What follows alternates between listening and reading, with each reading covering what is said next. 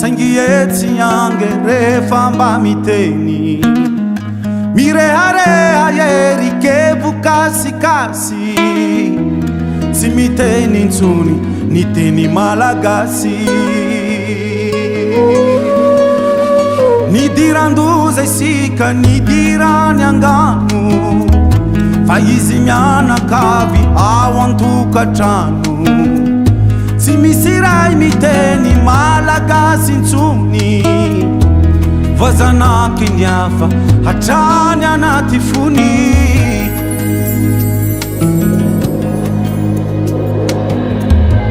izainuzava misia natsika yetona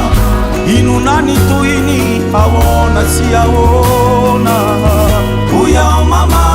ireva waziwazi de unu sisa miteni malagasi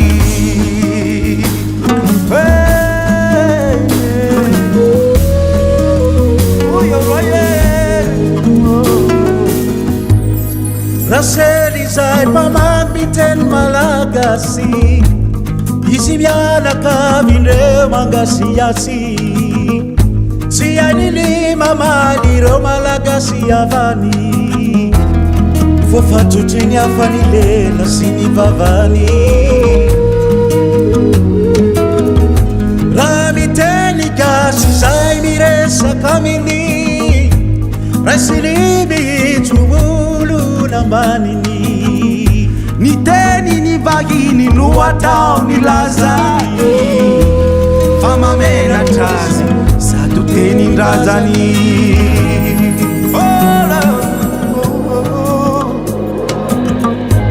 izainuzava misia natsika yetona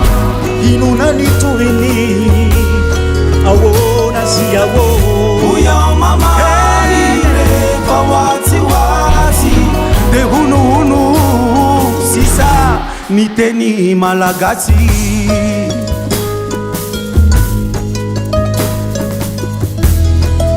doinga nalai ni andrua viangamba ukautenenina siulaza inatuta siwafeni penina nigasi dengwanya sizachilevuni ni vagini ande mitumbuni andevuni mitumbuni andevuni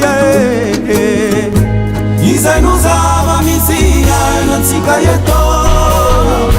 inuna nituini awona siyawo uya mama ireva waziwazi de ununu sisa niteni malagasi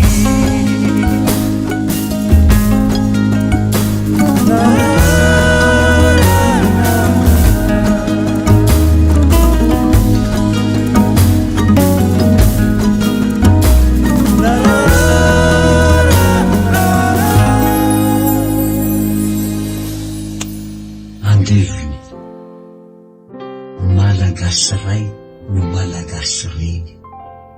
sangetsinge rehefa mba miteny mirehirery kevokasikasy sy miteny tsony miteny malagasy